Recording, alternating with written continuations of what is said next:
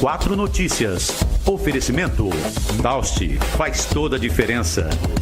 Oral Center, avançado em implantes e estética. Destaques que você confere a partir de agora. 4 Notícias, a informação dinâmica para você. Em nome de Unimar, Universidade de Marília. Vem aí novos vestibulares. É o seu futuro profissional garantido.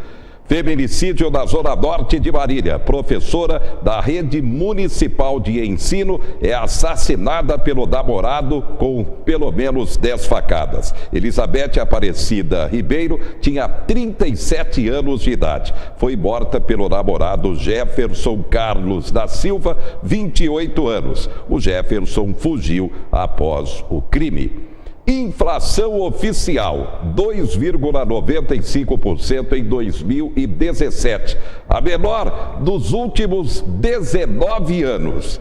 Na prática, a população acredita nisso? Daqui a pouco o economista Eduardo Rino vai fazer o seu comentário aqui no programa. Taxa de bombeiros. A taxa realmente acabou? E quem não pagou do ano passado? Qual deve ser o procedimento? Daqui a pouco, o doutor Alexandre Alves Vieira, presidente da Comissão de Direito Tributário da OAB Marília, será nosso entrevistado também. Ainda você confere como destaque: emprego, desafio para o governo neste ano de 2018 e, é claro, também para a população. Ainda, concurso escrevente do Tribunal de Justiça. As inscrições começaram. Será um dos concursos mais concorridos dos últimos tempos em todo o estado de São Paulo. A partir de agora, 4 Notícias, a informação para você.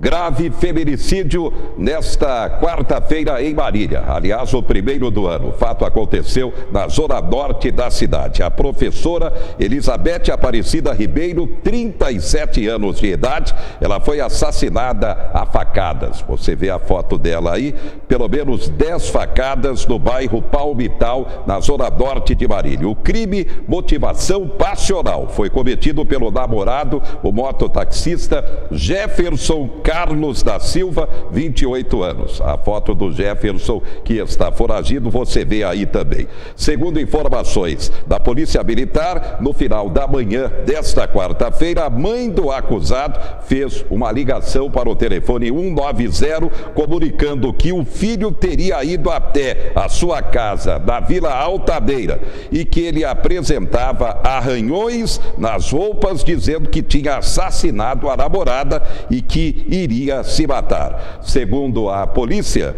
o cupom recebeu a solicitação da genitora, afirmando que seu filho a procurou, dizendo que ele tinha feito uma besteira e que ele nunca mais voltaria e que ela nunca mais o veria, porque ele pretendia se matar. Na sequência, a irmã do mototaxista foi até o conjunto de apartamentos e ouviu relatos de vizinhos de que houve uma discussão violenta entre o casal.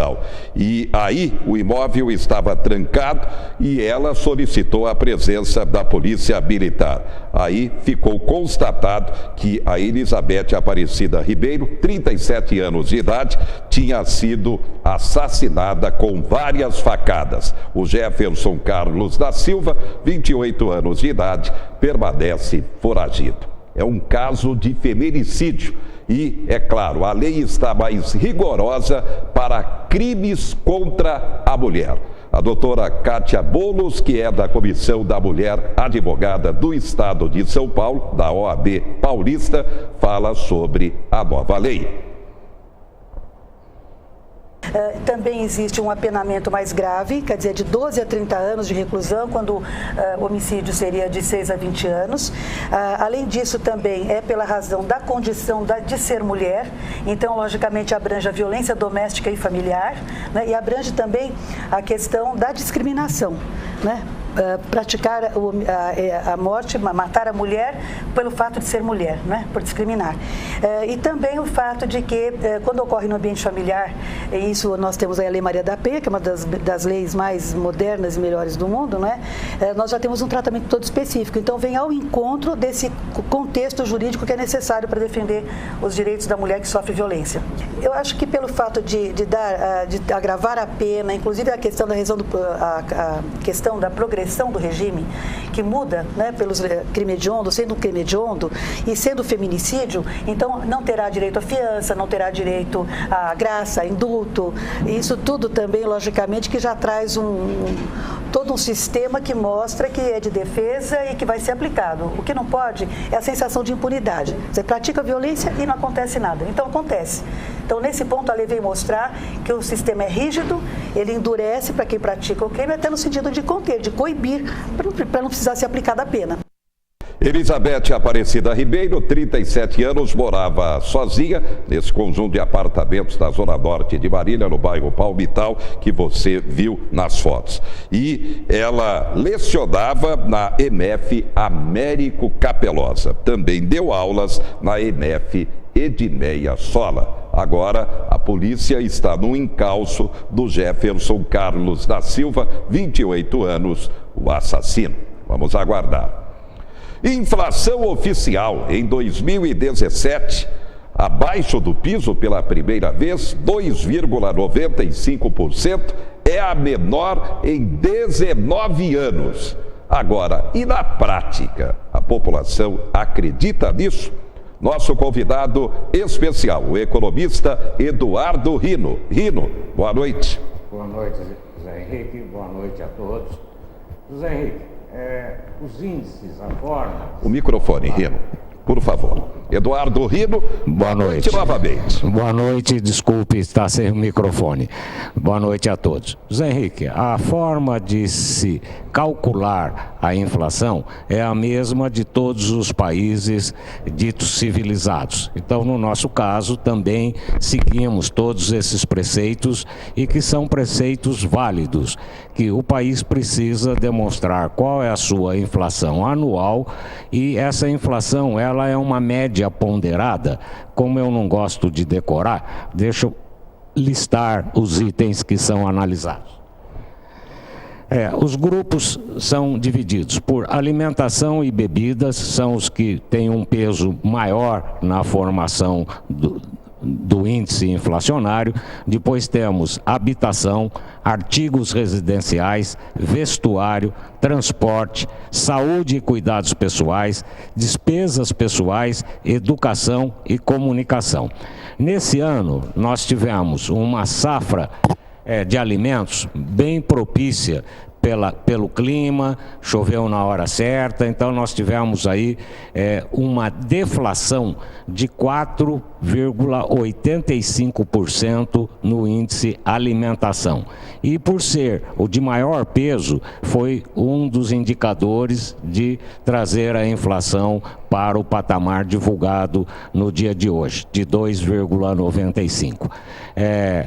Por que é que nós não sentimos? Nós não sentimos porque nós não estamos tendo ganho salarial. A nossa massa salarial, ela é prejudicada pela não correção da tabela de imposto de renda por parte do governo federal. Esse tributo, haja visto que nós temos todo ano uma enorme restituição desses recursos daqueles que deveriam não ter recolhido esse tributo na fonte e sim estar movimentando a nossa economia de uma forma geral.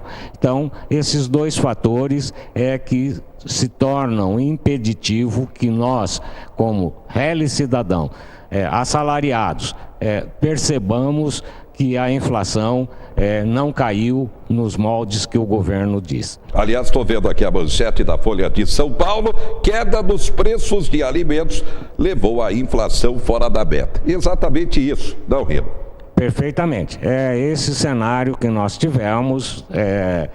A sazonalidade dos alimentos propiciou que a gente tivesse uma produção bem além, daquilo que se esperava, e fazendo com que, dentro da principal lei da economia, oferta e procura, a oferta foi bem maior e, com isso, os preços caíram, demonstrando essa deflação que eu anunciei. Agora, a inflação dos idosos, 3,98%, maior. Por que na prática? Rino. É justamente pelo fato do índice saúde, que pesa muito para os idosos. Nós estamos vendo aí alguns políticos lutando para que não tenha imposto tributo nenhum em cima da medicação, e isso faz com que os idosos sempre sejam mais penalizados, haja visto que a grande maioria dos idosos recebe um salário mínimo, e que eu considero, e já repito isso pela terceira vez, são os melhores economistas que nós temos nesse país para poder viver com um salário mínimo. Aliás, o salário mínimo subiu apenas R$ 17,00, 1,81%. E 45 milhões de brasileiros recebem o salário mínimo. E aí, Rino?